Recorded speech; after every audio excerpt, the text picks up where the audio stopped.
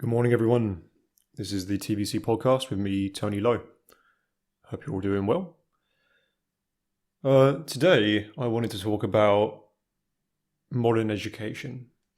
Speak a little bit about modern education, and I think it's mostly a waste of time, quite honestly. And I think it's true for a number of different levels. Now, obviously, the first thing to mention is that it's not a question of all types of education that are currently available being a waste of time, right? So we're going to be speaking specifically about the institutionalized versions. So school, college, university. I've seen many people, and there are hundreds of thousands of people who are pouring their time into education and wasting it in a profound way.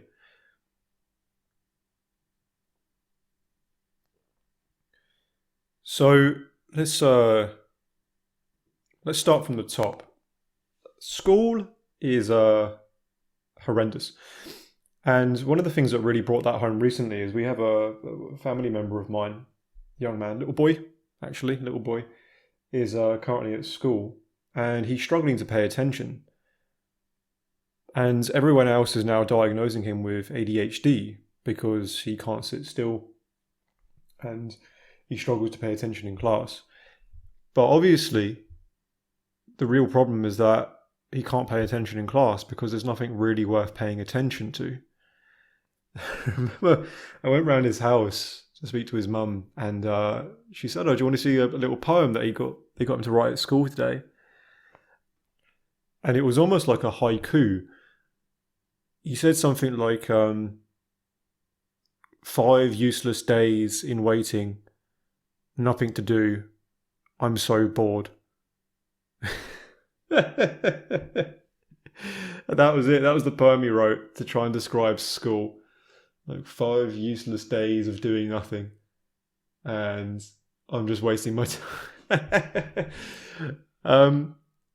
Because the thing is, he's a bright kid, and he's got this warmness about him, where he obviously cares, but when he's in school, he just doesn't. He ends up playing up because it's just not. I think kids just know that it's not worth their attention. You're gonna take. I mean, especially now with like all of the distractions and media that they have access to, you're gonna take a 10-year-old boy, and you're going to take him away from Minecraft and Fortnite and all the stuff that's on the internet. And even aside from that, you're going to take him away from going out and playing football and like going on bike rides with his mates. And you're going to sit him in a classroom for 8 hours a day, ask him to sit still and care about calculus, for example. Or, I mean, don't get me wrong, I think you should learn about things like the Roman Empire and that kind of thing. But what, you're going to get them to sit still and care about the Roman Empire for 2 or 3 hours at a time? I find it amazing that anyone learns anything from school or is able to pay any attention. And I think what they end up doing is they basically end up,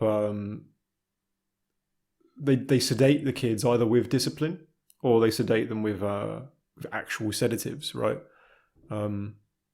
Which is its own story.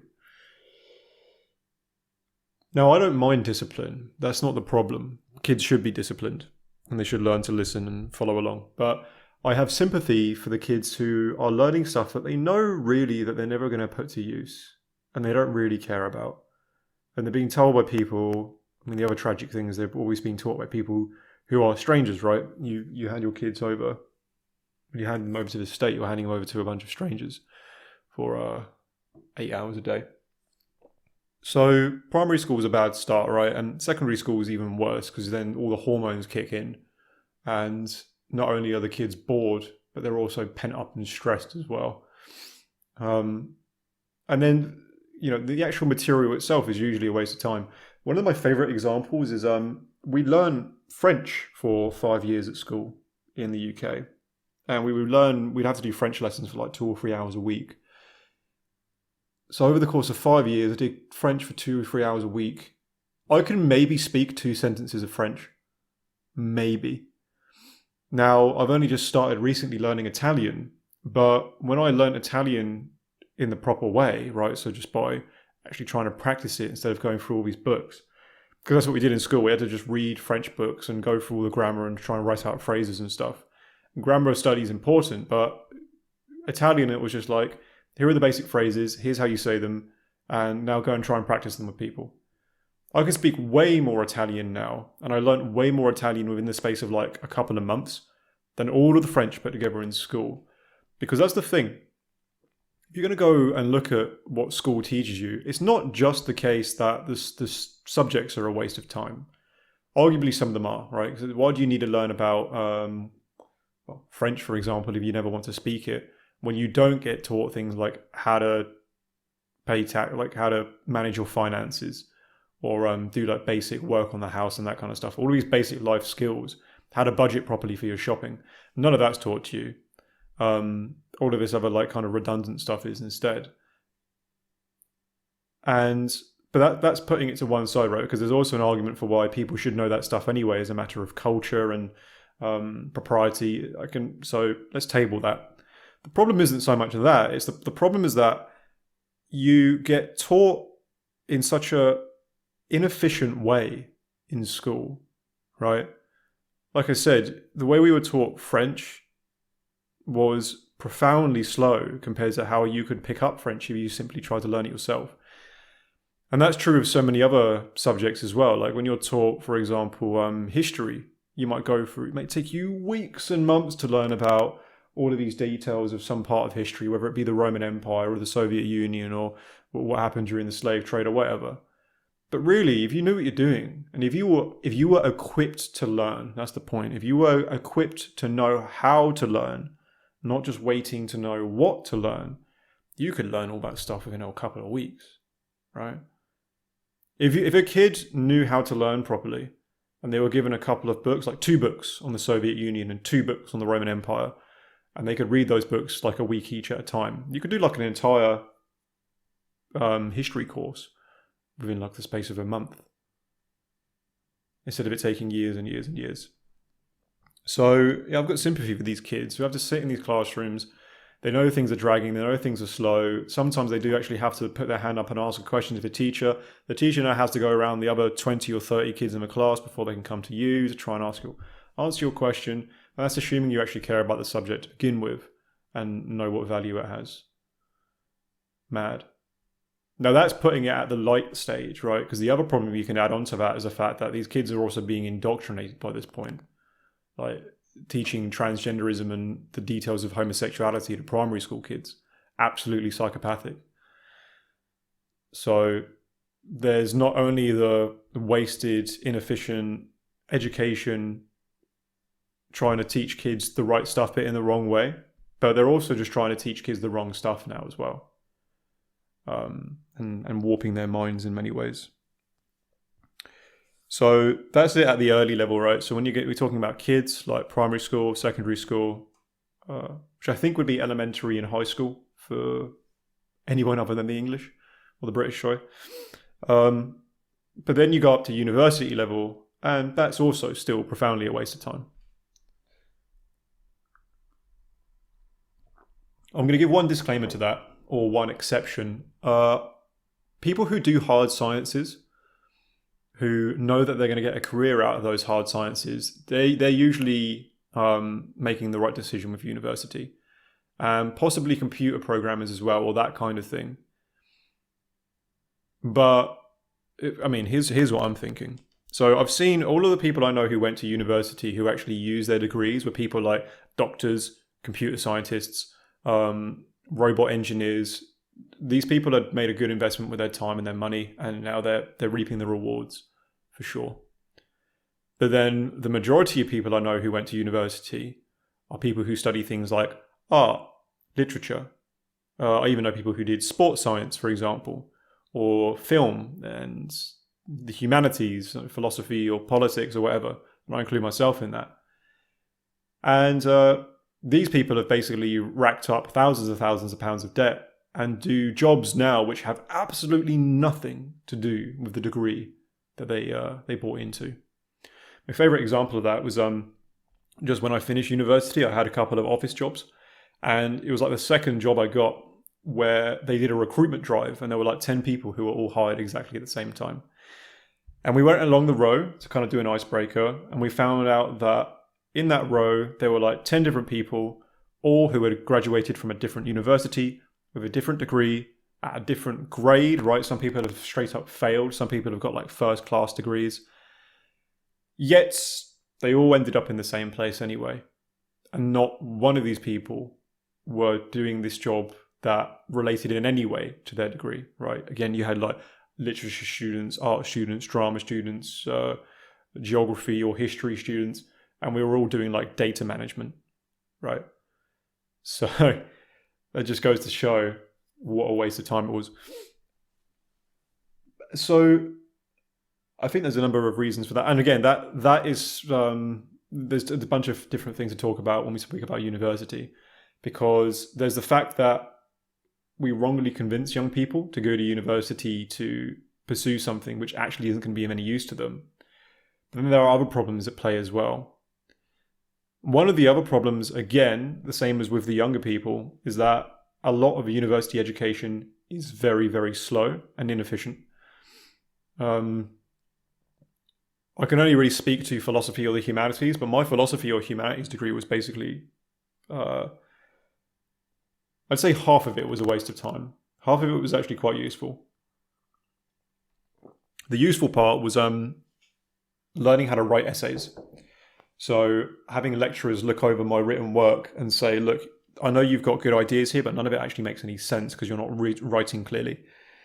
That was useful because then they taught me how to write clearly and structure my thoughts and arguments in a crystalline manner so that I was able to articulate myself properly. That was good. And the other thing that was really useful was we did seminar work at university where we would have to sit and discuss philosophy and politics in a group, and we would actually get graded on our ability to have good discussions. So what they would grade us on are things like, how well did you read the given material that we had to draw upon for the discussion? How well did you listen to other people's points of view? And also, when you challenged their points of view, how well did you do that? And did your challenges show that you listened to what they said properly and that you were working with the same material that they were? So I think those were really useful skills. It was basically telling us how to debate and have productive discussions in formal ways. And that was quite useful, I must admit. But the useless part was the actual material itself. We were learning nonsense, basically. Everyone from like Horkheimer to Judith Butler to Foucault, these people they call philosophers, are an absolute waste of time. We were just being taught miasmic sophistry. And none of that became any use.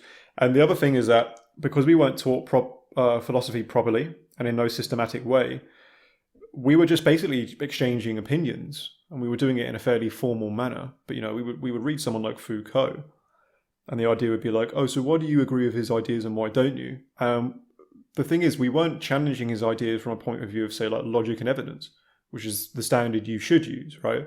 Because otherwise you say, oh, I agree with Foucault because my opinions tell me that he's wrong. Why is that? Oh, I've got to make some reason and ad hoc like argue for my opinions. What nonsense. We didn't get taught things like logic, for example, or the proper standards of evidence and that kind of thing. And these are things I had to learn by myself after I left university. I would have saved so much time if, for example, I was taught proper logic and the nature of axioms and stuff before I reached that point. Or even if I had been taught whilst we were at university and, went into that kind of stuff in more detail. But no, otherwise, all of these arguments that we were being shown or having to engage with, it seemed like we were doing something productive, but really, we weren't. Not really. And then, obviously, there's propaganda. Loads of propaganda at university. Loads of it.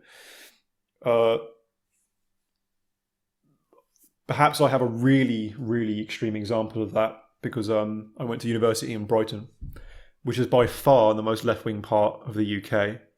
And all of the professors were openly avowed Marxists.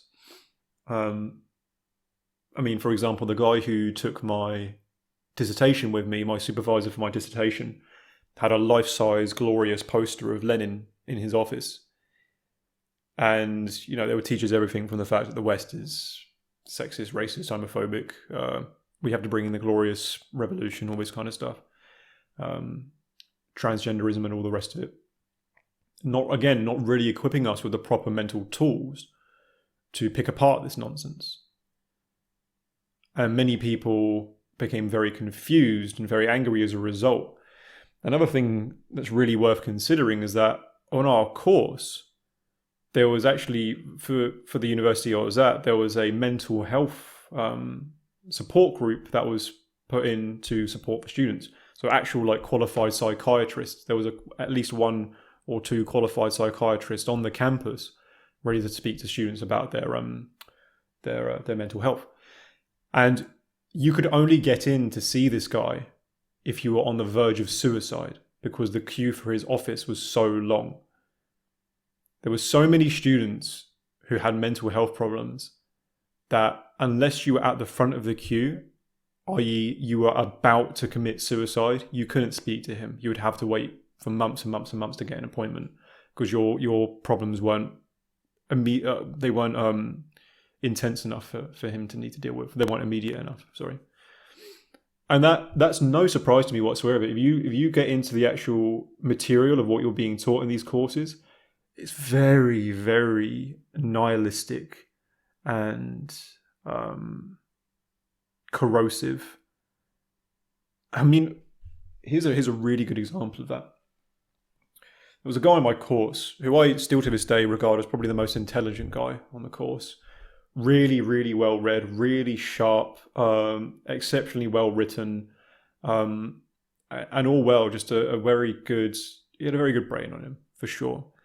Very interesting to talk to. Now he and I disagreed on our ideologies and stuff, but I respected him in terms of his approach to thinking and his astuteness and that kind of stuff.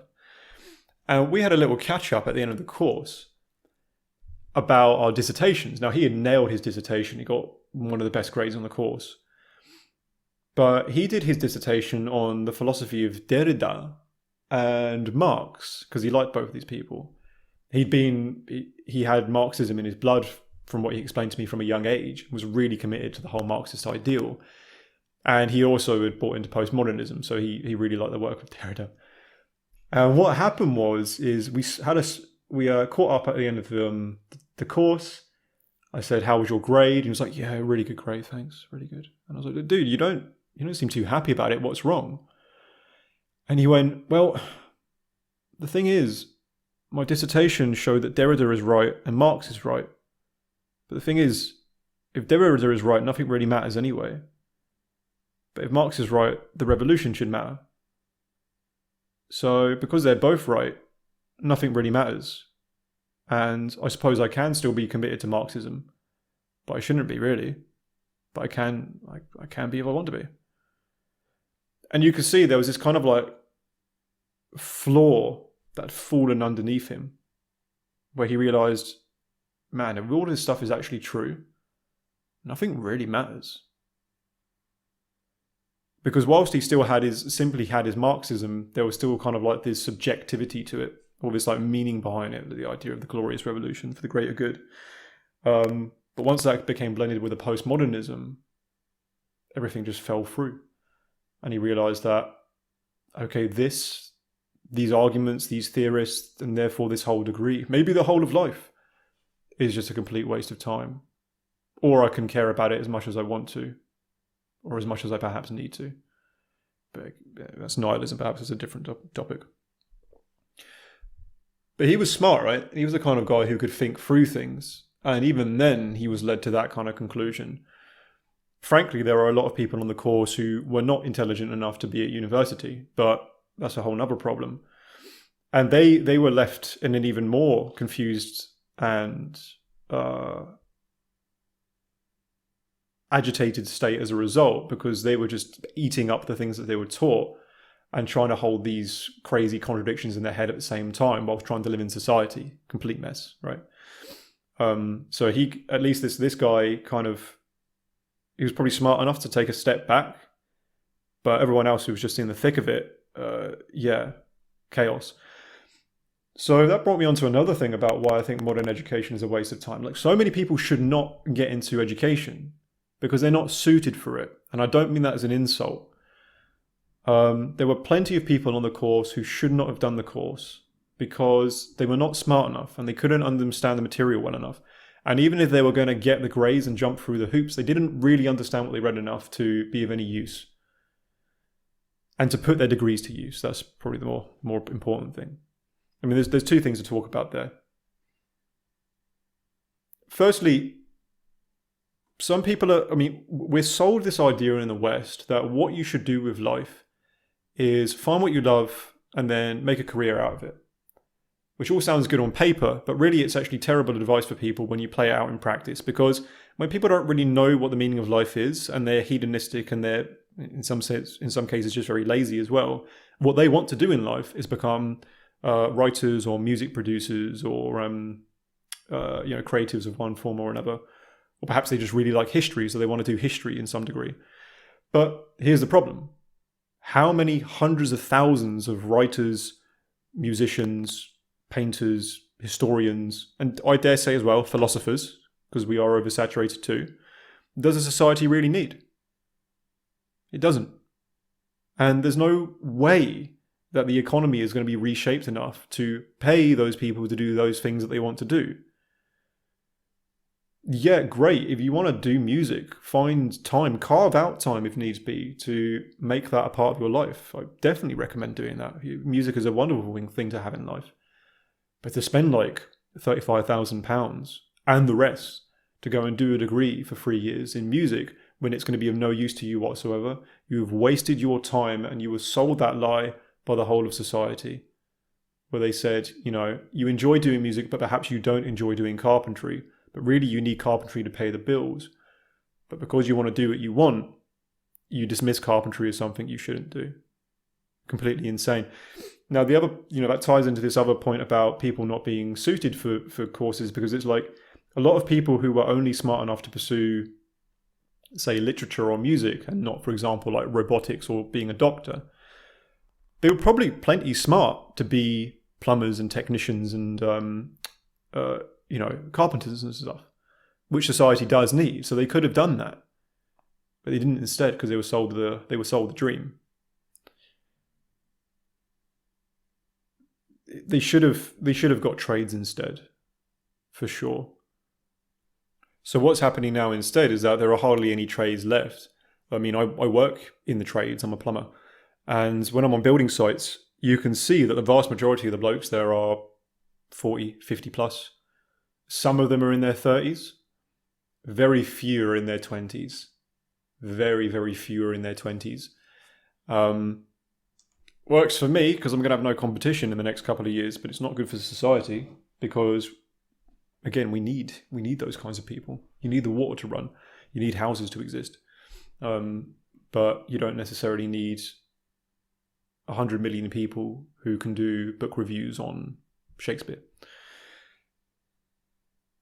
So it's also created this interesting dynamic where it's inflated. The educational currency is now completely inflated, right? Because from what I understand, the reason why university was so lucrative and so sought after, 50 years back, is because no one went to university. So if you went, it proved a bunch of things. It proved that you were smart enough to go, and it proved that you were ahead of the curve and that you were particularly competent in whatever you were doing, or just in general, right? So that's why a degree was just, as a degree, more valued in society. So if you had a degree, you could go to an employer, and that would be a real plus on your CV, right?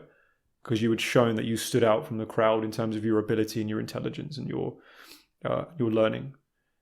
That's no longer true though, right? Because if everyone goes to university, and everyone is now being encouraged to go to university, if everyone goes and gets a degree, your degree is just another degree. Yeah. You are just now another university graduate. And in fact, instead of it being something that puts you ahead of the curve, it becomes like a basic necessity. Yeah. People simply, you could do a job which has nothing to do with your degree, but you go in and they expect you to have a degree in something, just to prove that you're not so stupid that you couldn't even get into university, right? So yeah, the currency has been completely inflated because everyone's got a degree now. Degrees are virtually irrelevant. And you've got to think about why that makes modern education a waste of time for society as well. I mean, especially we're speaking about uni now as well, because the investment is terrible. I mean, let's do some maths quickly. Let's say, for example, the average English literature graduate, they're an investment because they actually get their degree via a loan. And this is how it works in the UK anyway. I think it's different in America, but here's how it works in the UK, and this is why they're a complete waste of time. So in total, it will cost you about £35,000. No, it's not. It's like £9,000 per year. So £27,000 to get your degree. And you'll be loaned that money by basically a connection between the banks and the government. So they'll give you £27,000 to get this degree. And the idea is that you don't pay that back all at once. You pay it out of a percentage of your yearly wage. And that starts at something like £25,000 a year. So very rough numbers, you get this literature degree. And if you get a job after that, then if you're earning £25,000, then maybe you pay £10 or £20 a month paying back your loan. And if you earn £50,000, then you'll be paying £40 or £50 a month paying back your loan, right? But here's the thing. First, the other thing to keep in mind is that after a certain amount of time, that actually gets that loan becomes void. So I think if you don't pay it back within like 20 or 30 years or something, it just gets written off. So let's talk about return on investment then. For that to actually make sense for society, you have to, first of all, assume or trust that the student is going to earn enough money over the course of their life because of their career to pay back that loan, right? But here's the other thing. For the degree to be worth it, you have to assume that the student is going to get a career that relates to their degree that they then use to pay back the loan and give more money back to society, right? So if it cost them £25,000, £27,000 to get the degree, you have to assume that over the course of their degree, they get a job in English literature, they earn enough money from doing that job to pay back £27,000 worth of taxes, for example, and then they earn enough money after that to make society more profitable as a whole. That's just in one case, right? You'd have to assume that for the investment to be worth it, you'd have to assume that in every case, and for it to be worth it overall, you have to assume that the cases that don't work are accounted for by the cases that do, so much that the money that's put back in compensates for all the people who didn't use their degrees at all. So that would be how it would have to work for the economy to break even. That's what I'm saying, sorry. For the economy to break even on its investment in students, that's what would have to happen. There's no way in a million years that that's happening. Not even close, right? Not even close. The majority of degrees people I think it's at least half actually, of the degrees that people get are not using their job whatsoever. And then again, you have to think how many of those people actually use those degrees to earn enough money to pay back their loans. So it's a mess at multiple levels because you can't even say that it's working in the favor of society as a whole. It's not working in the favor of the students, and it's not even working in favor of the economy.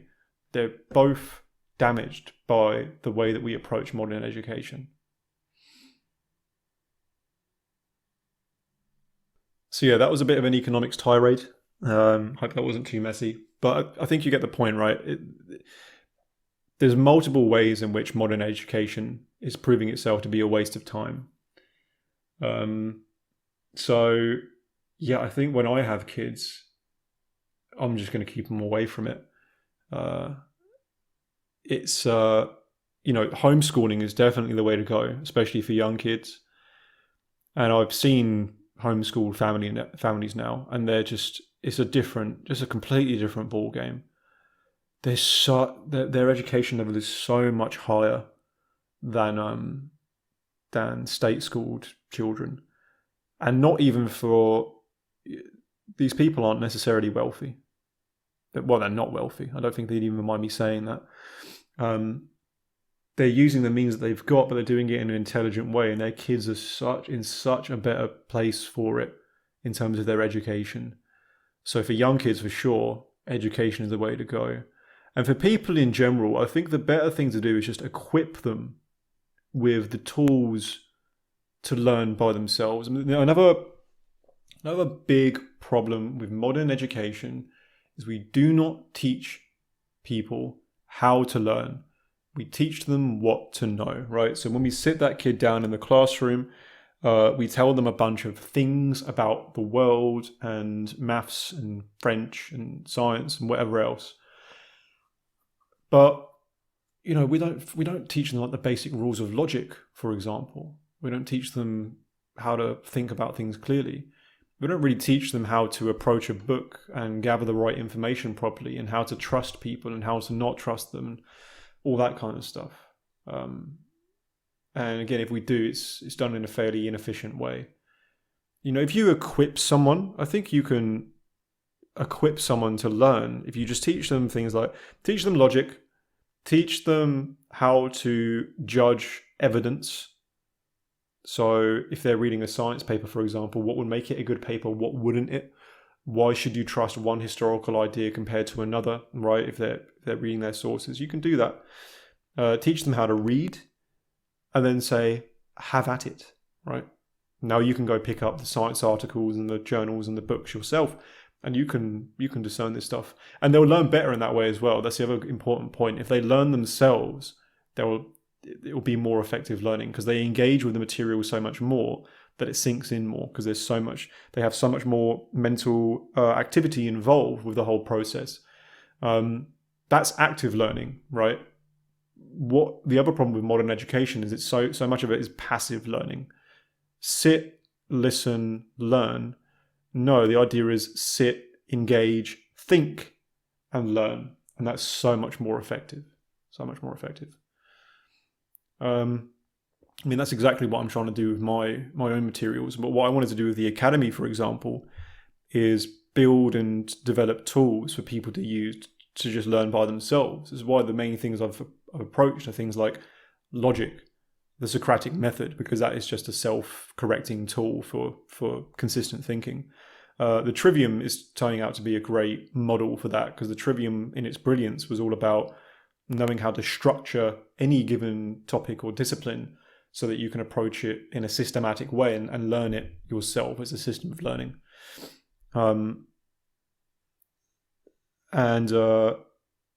So if you equip someone with these tools, I firmly believe that they can therefore use that to learn whatever they need to in the time that they need to, rather than meander their way through all of this useless time spent in modern education, when they have to navigate their way around the inefficiencies and the nonsense and the propaganda, whilst they're being drugged up on God knows what to just keep them in their seats, passively consuming all of the information. And then after that, they can go on to university, where they're going to get themselves a useless degree after a useless 5 to 10 years of partying, then end up in a workplace doing nothing that they signed up for in the first place, all the while hoping that they're going to hit that dream of doing something that they love, when it's just not how the world works. So yeah, better to go for independent self-learning or homeschooling instead, I think, for sure. So I think that would be it. The website is tonyvclow.com, where I've got everything from links to my music, to the podcast, to my YouTube channel, to my books.